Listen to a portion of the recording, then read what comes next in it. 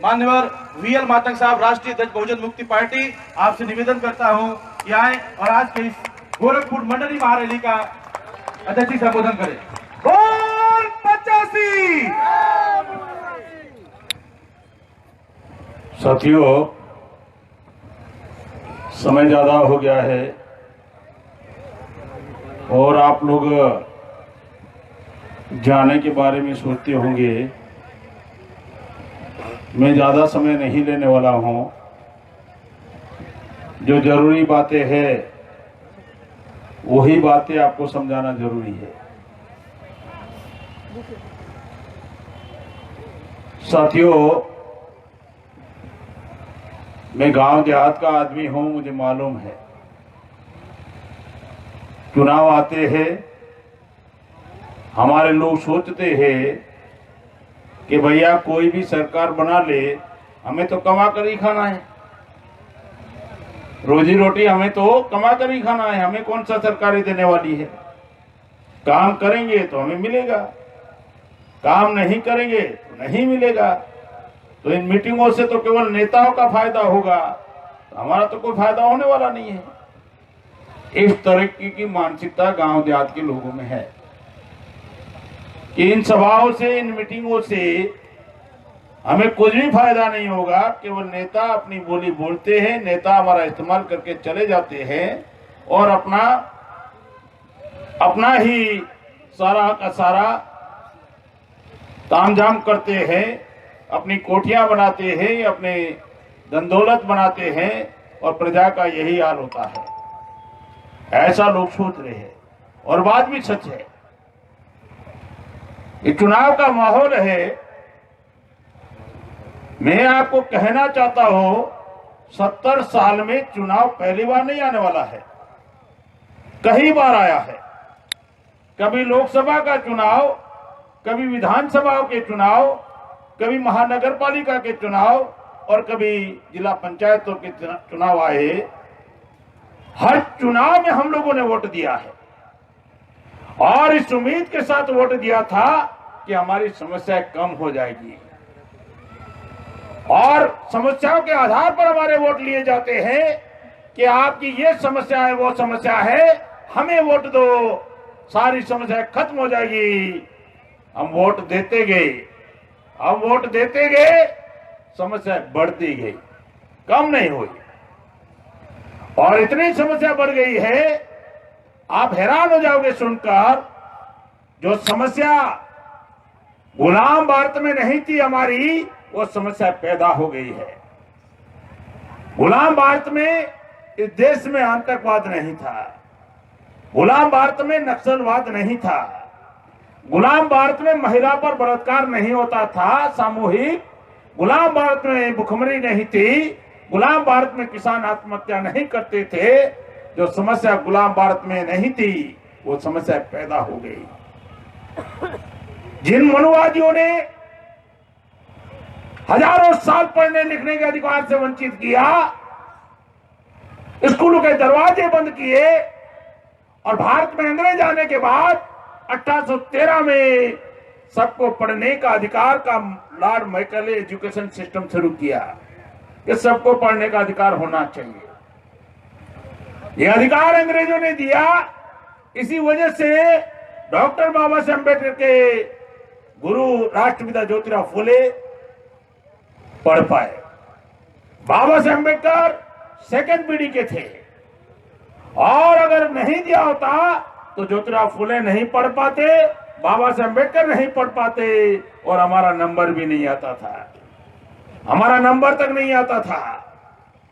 जिन्होंने हजारों साल आपके बच्चों को पढ़ने लिखने के अधिकार से वंचित किया, वर्तमान में वो नए तरीके बनाकर आपके बच्चों के अधिकार, एजुकेशन से, शिक्षा से वंचित करने के कार्यक्रम चला रखा है। आज की तारीख में अगर डॉक्टर बनाना हो 1 करोड़ रुपया चाहिए, बच्चे को डॉक्टर बनाना हो 1 करोड़ रुपया चाहिए, इंजीनियर बनाना हो 40 लाख रुपया चाहिए, 50 लाख रुपया चाहिए। यहां बैठे हुए लोगों को मैं कहना चाहता हूं, क्या आपके पास आपके बच्चों को डॉक्टर बनाने के लिए 1 करोड़ रुपया है क्या? क्या आपके बच्चों को इंजीनियर बनाने के लिए 50 लाख रुपया है क्या? ये बढ़ने वाला है, कम होने वाला नहीं है। ये और बढ़ने वाला है, कम होने वाला नहीं है। सरकारों ने ये कानून बनाया, एकदम एजुकेशन इनका खत्म कर दो, अपने आप इनको सही और गलत का फैसला करना खत्म हो जाएगा। अधिकार होगा ही नहीं, कहां से मांगे? पढ़ा लिखा नहीं होगा तो अधिकार कहां से मांगेगा? सरकारी स्कूलों में खीर खिलाओ, खिचड़ी खिलाओ, दलिया खिलाओ, बच्चों की परीक्षा मतलब पास कर दो। मैं गांव देहात का आदमी हूं, दोबारा बता रहा हूं, 40-50 साल पहले बच्चा अगर नापास होता था, फेल होता था, तो बच्चे का बाप बच्चे की मां को डांटता था कि पूरा दिन घर में हो, बच्चा नापास कैसे हो गया, क्यों पढ़ाई में ध्यान नहीं दिया। और मास्टर से झगड़ा करते थे कि मास्टर जी 2 साल से हमारे बच्चे को कुछ भी नहीं आ रहा है, किस तरह पढ़ाई कराते हो आप? और चलो बच्चा कमजोर है तो इसको ट्यूशन लगाओ। अब क्या हो गया मालूम है? बगैर परीक्षा के बच्चा पास होता है, मां भी खुश, बाप भी खुश, बेटा भी खुश। मेरा बच्चा इतना होशियार है, कभी फेल नहीं होता। और भी आगे जाकर फेल हो जाता है तो हमारे गांव देहात के लोग कहते, बेटा तेरे नसीब में पढ़ाई नहीं होगी, तू काम पे लग जा। आपके बच्चों के भविष्य को बर्बाद करने का सरकार एक कानून बना रही है, सरकार एक कानून बना रही है। अंग्रेजों ने अपने समय पढ़ाई लिखाई के ऊपर देश का 27% बजट रखा था, वर्तमान सरकार 3% बजट रखती है। अंग्रेजों से 9 गुना बदमाश लोग हैं। अंग्रेज 27% बजट रखते थे और ये 3%। क्या हमारे पास सरकार के पास पैसा नहीं है? आपका एजुकेशन खत्म हो गया, और जब एजुकेशन खत्म हो गया तो आरक्षण भी खत्म हो गया, नौकरियां नहीं है, सारी सरकारी संस्थाओं को कंपनियों को दे दिया। तो कंपनी में तो आपके बच्चों के लिए आया नहीं आरक्षण। बाबा साहब अम्बेडकर ने कंपनी वालों को तो दिया नहीं, कंपनी में रखा नहीं है। मालिक की मर्जी है आपके बच्चे को ले या न ले। आपका आरक्षण खत्म हो गया, आपका रोजगार खत्म हो गया, आपकी जमीनें खत्म हो गई। एसीजेड के नाम पर टाटा बिरला अंबानी को 1 रुपया मीटर में जमीन दे रहे, आपको वो भी मिलने वाला नहीं है। आपका आखिरी हथियार था, वोट का अधिकार था, वो भी छीन लिया मशीनों से। इस देश में मनुस्मृति लागू हो चुकी है, होगी नहीं, हो चुकी है। मनुस्मृति में पढ़ने का अधिकार नहीं था, वर्तमान में खत्म कर दिया। मनुस्मृति में संपत्ति रखने का अधिकार नहीं था, तो आपका आरक्षण, रोजगार, जमीनें छीन रहे, संपत्ति खत्म कर रहे। मनुस्मृति में शस्त्र रखने का अधिकार नहीं था, तो आज वोट शस्त्र का काम कर रहा है। किसको हरवाना, किसको जितवाना, वोट के द्वारा तय होता है। तो वोट भी अभी मशीनों के द्वारा चोरी हो रहा है क्या? अभी आपके पास है क्या? अब आपके लिए बचा क्या है? आपके बच्चों के लिए, भविष्य के लिए क्या है? कुछ नहीं है। आप भ्रम में जी रहे हो कि चुनाव आएगा और हमारे समाज का कुछ विकास हो जाएगा। आपका सत्यानाश की सारी योजनाएं सरकारों ने बना रखी है, सरकारों ने सारी योजनाएं बना रखी है सत्यानाश की, और भयानक समस्याएं बना रखी है। इस देश में SC ST को 1950 में आरक्षण मिल गया, और पिछड़े वर्ग को, बैकवर्ड क्लास को 42 साल इंतजार करना पड़ा 92 तक। अनुसूचित जाति को 50 में मिल गया, 1950 में आरक्षण मिल गया, और पिछड़े वर्ग को 42 साल इंतजार करना पड़ा। 42 साल इंतजार करना पड़ा, और सवर्णों को आरक्षण देने के लिए 42 घंटे भी नहीं लगा। 42 घंटे भी उनको नहीं लगा, और 25 साल में वंडर पर अमल नहीं हुआ, और 1 महीने में उनका अमल हो गया। सरकारें उनके नियंत्रण में, आपके नियंत्रण में नहीं है। आप तो केवल सरकार को बनाते हो, चलाने वाले वो है, और वो आपके विरोध में चला रहे हैं। और इन पिछड़े वर्गों को, इनको धोखेबाजी की पता न चले, इसलिए उन्होंने क्या किया कि आपके आदमी को, नरेंद्र मोदी को प्रधानमंत्री बना देते हैं। अब क्या चाहिए बोलो? 2014 के चुनाव में उन्होंने कहा प्रधानमंत्री बना देते हैं, हमारे लोग खुश हो गए, हमारा आदमी प्रधानमंत्री बन जाएगा। और सारी समस्या खत्म हो जाएगी। और नरेंद्र मोदी भी इतना उस्ताद, जो वादे किए ठीक उसके विरोध में काम किया और ईमानदारी से काम किया। विरोध में जो भी वादे किए ठीक उसके विरोध में काम किया। उन्होंने कहा देश बिकने नहीं दूंगा, दिल्ली के लाल किले को गिरवी रख दिया 5 करोड़ में। 13 करोड़ आमदनी थी, 18 करोड़ आमदनी थी, 13 करोड़ पूंजीपति को मुफ्त में दे दिया।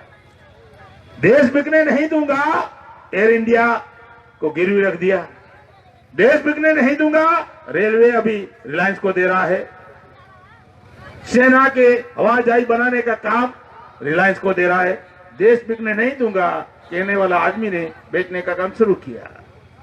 उन्होंने कहा महंगाई कम हो जाएगी 100 दिन में, 4 गुना बढ़ गई। कम हो गई कि बढ़ गई? 4 गुना बढ़ा दिया। उन्होंने कहा 15 लाख रुपया मिलेगा, तो नोटबंदी में जो था वो भी छीन लिया। बिल्कुल विरोध में ही काम किया है, आपको मालूम नहीं पड़ा है, बिल्कुल विरोध में। उन्होंने कहा बेटी बचाओ बेटी पढ़ाओ, 4.5 साल में 1,10,213 महिला पर बलात्कार हुआ है इस देश में।